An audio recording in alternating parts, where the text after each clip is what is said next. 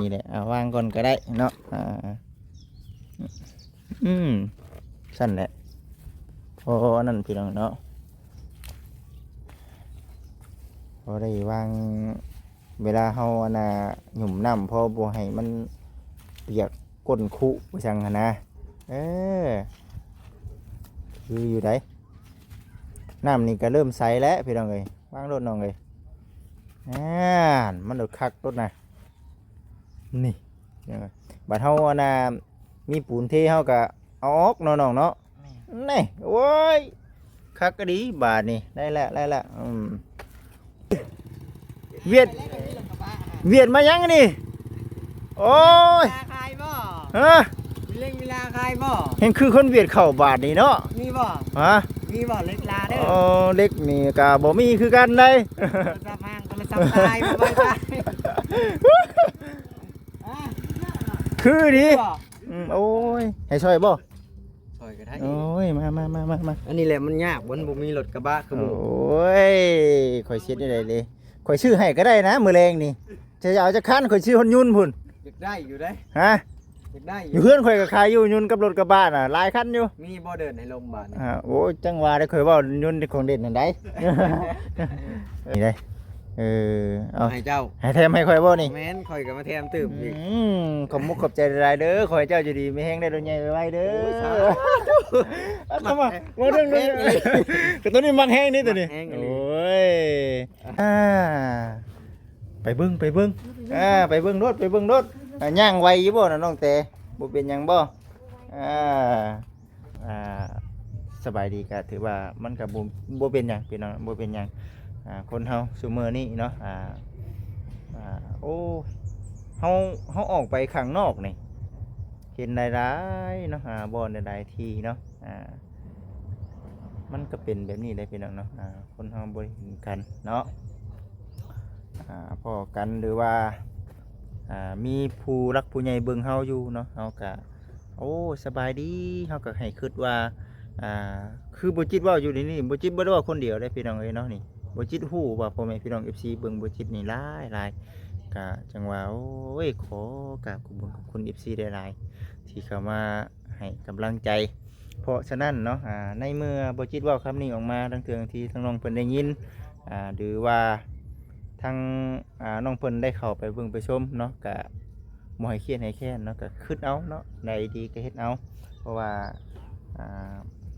ในใดบ่จิตก็หักเพลงคือเก่านั่นแหละก็สองอย่างเนาะสิตั้งจิตตั้งใจเฮ็ดให้มันสำเร็จนั่นแหละเด้อพี่น้องเด้อสิให้มันสำเร็จ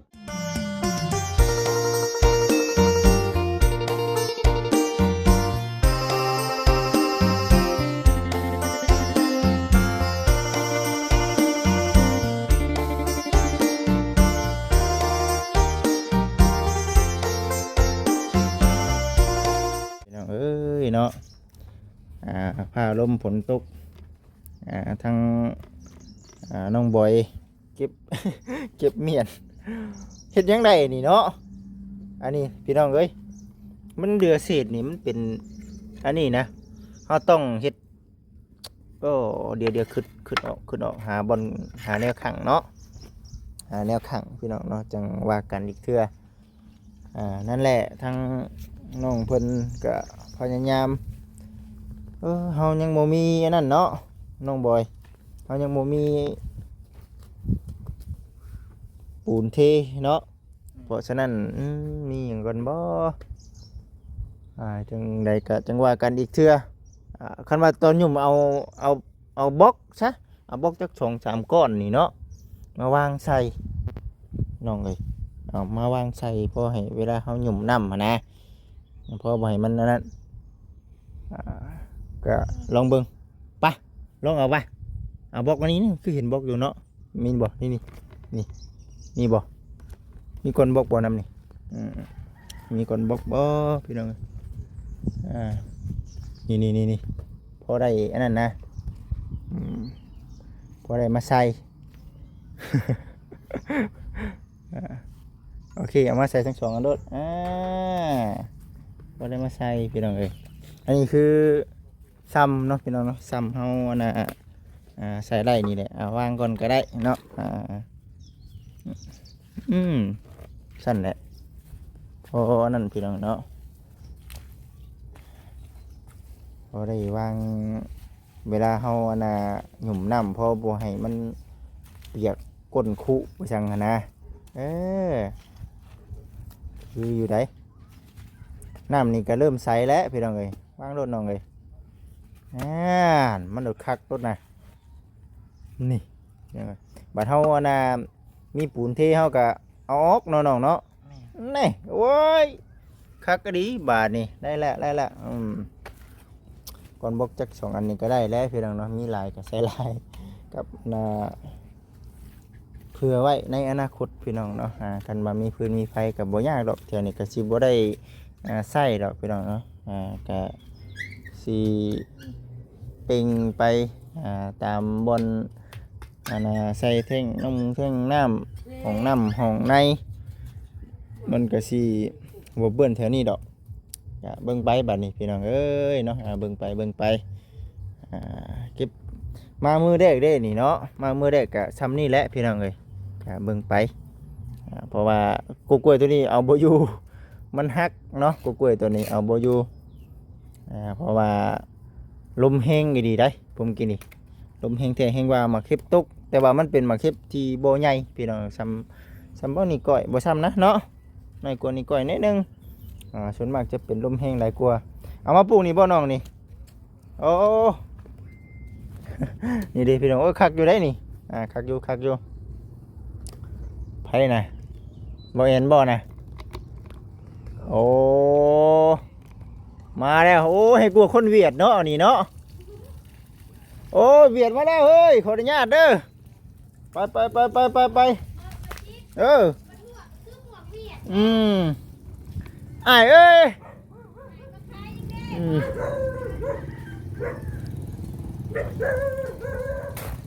เวียดมายังกันนี่โอ้ยเวียดมายังกันนี่โอ้ย คายบ่ ฮะ เล่งเวลาคายบ่ เห็นคือคนเวียดเข้าบาทนี่เนาะ มีบ่ ฮะ มีบ่เล็กลาเด้อ โอ้เล็กนี่ก็บ่มีคือกันเลย สับมางคนละสับตายบ่ไปตาย คือดิโอ้ยให้ช่วยบ่ ซอยก็ได้ โอ้ยมาอันนี้แหละมันยากบ่มีรถกระบะคือ โอ บ่ ้ยข่อยเช็ดได้เลยข่อยชื่อให้ก็ได้นะมื้อแรงนี่จะเอาจะคันข่อยชื่อฮอนยุนพุ่น อยากได้อยู่ได้ ฮะ อยากได้อ อยู่ ยู่เพื่อนข่อยก็ขายอยู่ยุนกับรถกระบะน่ะหลายคันอยู่ มีบ่เดินในโรงพยาบาล โอ้ยจังหวะได้ข่อยเว้ายุนของเด่นนั่นได้ ไอ้เนาะเอาดีแล้วแบบนี้แหละเอาเจ้า คนมาสู่เนาะ เจ้าบ่ต้องนั่นหลายคำมีรถคือข่อยนี่เดี๋ยวเจ้าสิอุกใจ ว่าม่วนได้ ม่วนนี่ได้เป็นหนี้เป็นสินเจ้าว่าม่วนบ่ ม่วนได้ให้ว่าโทรหาข่อยลายสายจ้ะว่า ข่อยจังว่าเด้อตัวนี้เด้อมันสาวชำน้อยบ่ จักว่า เนาะเอานี่แหละก็ถือว่าบ่แอนเพิ่นเอาเครื่องเอาของมาพี่น้องเอ้ยเนาะ ซื้อมาน่ะลายมือแล้ว บ่ คือมาลายมือแล้วลายมันครบนะมันนี่ก็ถือว่าครบแล้ว ครบบ่มื้อ ยั นี้ งแต่ถาดเด้อ ยังแต่ทาน สิ่งที่บ่ครบมีแต่ โอ้ยบ่พาว่าก็ได้ดอกไม้ตอกขอกร้านนี้ก็ได้บ่ยากแถวนี้ กั ก็ นรีคงกันพูดลายเติม โอ้ยเจ้าบ่บอกค่อยก็ได้ตัวนี้นะมัน อันละ ฮู้ๆกันแหละ 200,000 มันฮู้กันแล้วพี่น้องเอ้ยช่วงนี้น่ะแบบว่า เขา ของแฟน เขาแถม อันนี้ได้เอา ให้เจ้า ให้แถมให้ค่อยบ่นี่ แม่นข่อยก็มาแถมตื่มอีก ขอบมุกขอบใจหลายๆเด้อขอให้เจ้าอยู่ดีมีแฮงได้ดอกใหญ่ไว้เด้อ โอ้ยสา เอามาเรื่องนึงก็ตัวนี้มักแฮงนี่ตัวนี้ มักแฮงอัน โอ นี้ ้ยโอเคขอบใจหลายๆขอบใจหลายๆว่ายกบ่หัวกันนี่แหละพี่น้องเอ้ยเนาะ เบิ่ง ตามสบายมีแต่สิให้กับทางบ่แอนเพิ่นมามอบเครื่องมอบของแล้วทางบ่จิตก็สิหวนๆกับอยู่แถวๆนี้แหละกอดกกเสารออยู่เนาะน่ะเนาะไปเบิ่งไปเบิ่งรถย่างไวอยู่บ่น่ะน้องแต่บ่เป็นหยังบ่มือสบายดีเพิ่นเด้อน้องเด้อ โมเมนต์อย่างดอกคือบ่จิตบอกนี่ เพื่อทีมงานอื่นน่ะเขาเจ้าบ่คิดคือบ่จิตได้เขาเจ้าสิว่าน้องเพิ่นว้ายบ่ซั่นบ่อยากเว้านำทีมงานน่ะบ่จิตบ่อยากให้หลายๆคนคิดแนวนั้นคือทางบ่จิตเองนี่เข้าใจเนาะเข้าใจนะครับบ่ถือสาแต่ว่าสิ่งที่สำคัญก็เฮาลงมือสบายดีก็ถือว่ามันก็บ่เป็นหยังพี่น้องบ่เป็นหยังคนเฮาซุมื้อนี้เนาะโอ้เฮาออกไปข้างนอกนี่เห็นหลายๆเนาะบ่อนหลายๆที่เนาะมันก็เป็นแบบนี้ได้พี่น้องเนาะคนเฮาบ่ได้เห็นกันเนาะพอกันหรือว่ามีผู้รักผู้ใหญ่เบิ่งเฮาอยู่เนาะเฮาก็โอ้สบายดีเฮาก็ให้คิดว่าคือบ่จิตเว้าอยู่นี่บ่จิตบ่ได้ว่าคนเดียวได้พี่น้องเอ้ยเนาะนี่บ่จิตฮู้ว่าพ่อแม่พี่น้อง FC เบิ่งบ่จิตนี่หลายก็จังว่าโอ้ยขอกราบขอบคุณ FC หลายๆที่เข้ามาให้กำลังใจเพราะฉะนั้นเนาะในเมื่อบ่จิตเว้าคำนี้ออกมาทั้งเทื่อที่ทั้งน้องเพิ่นได้ยินหรือว่าทางน้องเพิ่นได้เข้าไปเบิ่งไปชมเนาะก็บ่ให้เครียดให้แค้นเนาะก็คิดเอาเนาะใดดีก็เฮ็ดเอาเพราะว่าในใดบ่จิตก็หักแพงคือเก่านั่นแหละก็สองอย่างเนาะสิตั้งจิตตั้งใจเฮ็ดให้มันสำเร็จนั่นแหละเด้อพี่น้องเด้อสิให้มันสำเร็จแม่ตู้แก้วเอ้ยแม่ตู้แก้วสบายดีสบายดีอยู่ดีมีแห้งเป็นจังไดผมกินนี่เปียกอยู่บ่ บ่ได้เอาขึ้นเอาเสียมทาง ฮะ เอาเสียมทางจังกะสี มันก็ได้บ่ได้หัว ว่าอยู่ตรงนั้นบ่หลาย อ๋อ คือแล้วมันบ่เห็นก็เพียกแล้ว อืม บ่เห็นนะผลบ่ได้ตกนะปีนี้หาก็2เทื่อดิ พอแล้วเนาะอันนี้ก็ได้เนาะถือว่าบ่ธรรมดาคือกันในพี่น้องฝนตกแห้ง บ่ได้แห้งปานใดค่อยว่า จะว่าบ่แห้งปานใดบ่เฮาบ่แห้งได้กินนี่ได้ แห้ง อืม คันแห้งมันหุ่มบ่ทิพย์นี่ น้องแต่มาเด่นน้ำอยู่บ่ผมกินนี่ อ้าวก็มานั่งนำกันร่ม มาร่วมกันแล้วเนาะ มีพี่ช้าง ร่วมกันแล้วดีแล้วเห็นว่ามาอยู่ใกล้ๆคือยังบ่เห็นมาเยี่ยมไม่ตู้หั่นนะ พากันอยู่นั่นนี่ ดีแล้วฉัน ดีแล้วยัน FC ว่าแม่นยัน FC เพิ่นบ่ฮู้หักแพงกันคือเก่า เป็นหยัง อืม ค่อยน่ะบ่เป็นหยัง บ่เป็นหยังบ่บ่ให้มันเป็นหยังแล้ว เป็นนะ ให้แพงกันนั่นแหละหักแพงกัน ฮักแพงกันแล้วมันดีค่อยก็บ่มีไผค่อยก็นับถือเขาจำลูก แม่นดีแล้ว อืม ดีแล้ว บุญหายกลางคืนก็ได้ค่อยก็สินอนสบายแน่ นอนสบายในบัดนี้เนาะ น้อง สมมุติว่าจะออกมานอนนอกน้ำกันก็ได้เด้อบัดนี้น้องเพิ่นบ่ได้สินอนเพื่อนนี่นี่ เอาไปกับคน แม่นน้องเพิ่นก็สินอนนอกคือกันนี่พี่น้องเอ้ยเนาะเพราะว่าแม่นยังขึ้นบ่ได้เด้ยังขึ้นบ่ได้โอ้ยเด็กแว่นแท้นี่เนาะธรรมดาดิ บ้านมันแล้ว ฝนตกกินนี่ได้ซะบ่แม่นฝนกินนี่ไปอยู่ไส กำลังมันขึ้นมากับพอดีมาแว่ก่อน โอ้ ตลาดป่ะ โอ้สละ เอาพอพี่ก็ได้ เป็นคนบ่เอิ้นลาก็แว่แล้วเนาะ อืมโอ้เก่งเด้อพ่อน้องเพิ่นขับรถนี่ก็ได้เนาะโอ้โอ้ย ธรรมดามันกับผู้ใหญ่แล้วกันไปเด็กน้อยบ่ขับซาเล้งก็สบาย ก็ บ่สบาย ช่วงเด็กๆงัดได้ตัวเอ้ยงัด มันยังงัดซื่อ อืม ๆมันยังงัดออกหนทาง เจ้าขับได้บ่ตัว โอ้ยเรียบ เคยขับอยู่บ่ เอ้ย อ๋ออยากได้อยู่บ่ เอาจากได้แล้วมันยังบ่มี โอ้แต่ว่าทั้งเป็นตู้นี่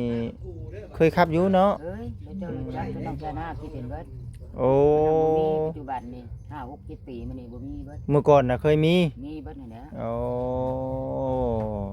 เอาสาพี่น้องเลยนี่แหละคนเฮาเนาะเมื่อก่อนก็มีเมื่อก่อนแต่ว่ามันเป็นไปเบิดเลยเด้สาพี่น้องเนาะสิ่งทุกอย่าง ช่วงหนึงบ่มีขายมันบ่มีกินก็ขาย อืม ญาติเกิดตายโดนเติบเด้ โอ้ ตอนมาอยู่นี่ที่แรกกันเด้ จังไดก็ชูไหม ขายลาชีพที่เกิดขึ้น พันยังแฉเมื่อคืนนี่เอาบอกเฮาดูแต่ว่าเด้งยังสิออก เมื่อวานนี่หันชื่อเลขป่าโอ้ยยังไงเลย บ่ เบิดเงินซื่อ อ้าว ๆ โอ้ย ปลาข้าวปลาแกะ เป็นตาสิอยากชื่อน้ำบ่อยู่บ่นี่เฮ้อ เบาโตแล้วเบาลุกเรียกมันจะออกหนุ่งยาง อืม ไอ้นี่ถือท้ายมัน แม่นบ่ ถือเลข6ตัวเป็น2ตัว อ โอ้ คือเพิ่นบ่6ตัวนะ ผิดตัวหนึงอุ้ยเนาะฉันแม่นเป็นมหาเศรษฐีอาณาเฮียแอน ข้อยก็4-5เดือนคือหลังข้อยก็ผิดตัวหนึงเลย6ตัว มื้อนี้ได้บอกเฮาดูตัว ข้อยบ่ได้ขันเพียง บ่พันบ่อ๋อยันว่าเฮา มีสมาธิมาทำเพียงน้ำกะทิเนี่ยข้อยอยากให้มัน เพราะว่าบ่จิตก็บ่แม่นว่าบ่จิตดินหลายเนาะเสียงดวงน้อยหนึงเนาะ ครั้ง พอได้พัง พอได้พักน้ำมูกพอได้ลุ้นเล็ก พอได้มีเงินมีคำแน่พี่น้องคำว่ามันถือก็พอได้มาเติมน้ำเมืองน้ำมันมาสิแล้วนี่ แม่ ก็ ก็แม่นได้รถกระบะก็ไปจิตคักอยู่ โอ้บ่ยากต้องเป็นหนี่คือบ่จิตจังได้น่ะเด้อ บ่บ่กินรถจะบ่อันนี้ นั่นเป็นรถบ่แสนเมื่อวานนี้รถบ่จิตเมื่อวาน อันนี้ระเบิดแสน แม่นเปลี่ยนกันพี่น้องเนาะเปลี่ยนกันครับเปลี่ยนกันมา จันที่ แม่นเป็น บ้าน จริง แพง แม่นบางเทื่อที่ขี่รถบ่แสนบางเทื่อที่ขี่รถบ่จิตแบบนี้เห็นนะอิงตามเกี่ยวกับขี่รถบ่จิตมาแหละมันบ่แสนว่าอยากเอารถออกมาล้างแล้วสิจอดไว้ก่อนว่าซั่น เพิ่นเข้าอันผู้ชอบบ่ มาล้างเอามาล้าง แล้ว แม่น ได้ก็ได้หมู่เวียดเนาะ เอนั่นแหละพี่น้องเอ้ยเนาะถือว่าโอ้ดีแล้วบัดนี้ก็ได้ถือว่า แล้วก็ได้ลูกได้เต้ามาอยู่ไปทำลูกมาแล้ว คือเห็นทั้งก็เจ้าเอานั่นคือยังเสาบ่นั่นน่ะ เสาได้อันนั้นเพิ่นว่าเสาเฮือนเสาตู้นั่นแหละ เสาตู้โอ้บ่ได้เกิดบ่ได้เฮ็ดสูงเนาะ เพิ่นบ่ได้ให้เฮ็ดอยู่เฮ็ดตามเอา อืม ดีแล้วเพิ่นเฮ็ดตาม โอ้ก็ถือว่าทั้งอันน่ะบ่บดแม่นบ่บ่บดได้เนาะแม่นบ่ ฮู้ช้ำ ฮะ บ่ฮู้ แต่ว่าทั้งบ่บดดำเนินการบ่บดบ่อุดิเนาะ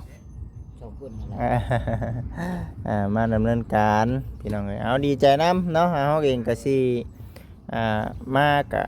สิถ่ายงานเนาะถ่ายงานแล้วก็คำว่ามานี่ก็สิเยี่ยมยามนำอยู่เนาะแวะยามทำไทยกันหั่นแหละ โดย เพราะ หามาแว่แล้วเนาะ แม่นไปหามาแวะกันพี่น้องเอ้ยเนาะ บ่แดงพวกเครื่องปรุง บ่เบิดเป็นแกนผมเป็นปียังบ่เบิดลาวก็ฮู้จักเจอเนี่ยเป็นครอบครัวฮู้กันแล้ว ดีแล้ว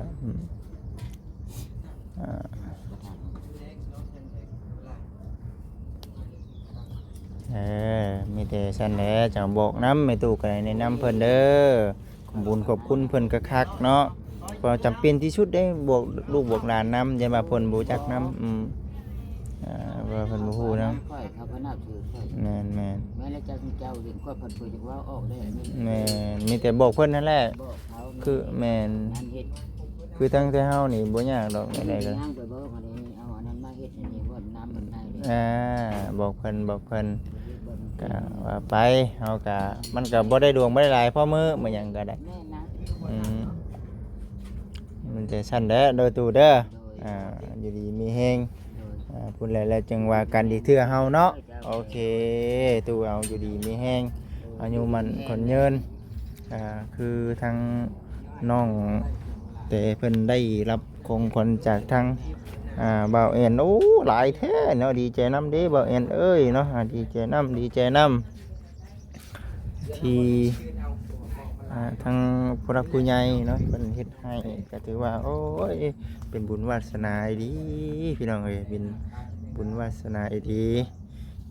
นี่แหละเพิ่นว่านะพี่น้องเนาะบุญวาสนาคนเฮานี่เนาะแข่งหยังแข่งได้พี่น้องเอ้ยแข่งเรือแข่งรถแข่งลาแข่งได้เนาะแข่งบุญวาสนานี่แข่งบ่ได้ก็ถือว่าดีใจนำน้องเพิ่นเด้อบ่ได้ว่าหยังหลายบ่จิตก็ได้ไปสันพี่น้องเนาะก็เบิ่งถามไทยเบิ่งหมู่เบิ่งครูคันว่าได้ถึงเวลากลับก็สิได้กลับแล้วพี่น้องอย่าลืมเตาเด้อเตามาเอาแม่มาเอาแม่เด้อพอแห้งได้เนาะนี่เด้พี่น้องเอ้ยเนาะคักแน่ดิ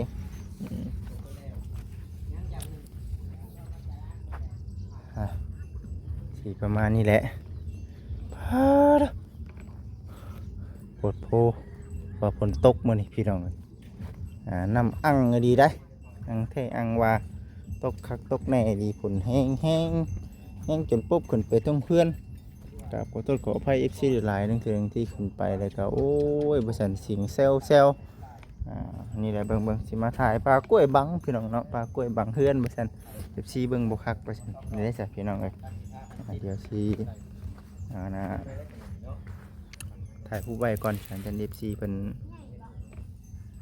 จะเห็นคักนี่แหละเฮือนงามพี่น้องเอ้ยเพราะฉะนั้นแหละเพิ่นอยากจะช่วยเนาะไปสั่นพี่น้องเด้อสำหรับคลิปนี้ก็ได้สิได้จบคลิปก่อนฝากพ่อแม่พี่น้อง FC ทุกท่านพิจารณาเบิ่งแล้วก็เป็นกำลังจิตกำลังใจให้กับทางเบาจิตเนาะคือเก่าคือเดิมเส้นเคยผ่าลมฝนตกโอ้ยมื้อนี้คิดว่าสิเมื่อบ่ได้พุ่นแล้วมื้อนี้ผ่าลมก็ได้พี่น้องเอ้ยโอ้ยชักแน่ดิไปสันสำหรับที่นี่ขอกล่าวคำว่าสบายดีพี่น้อง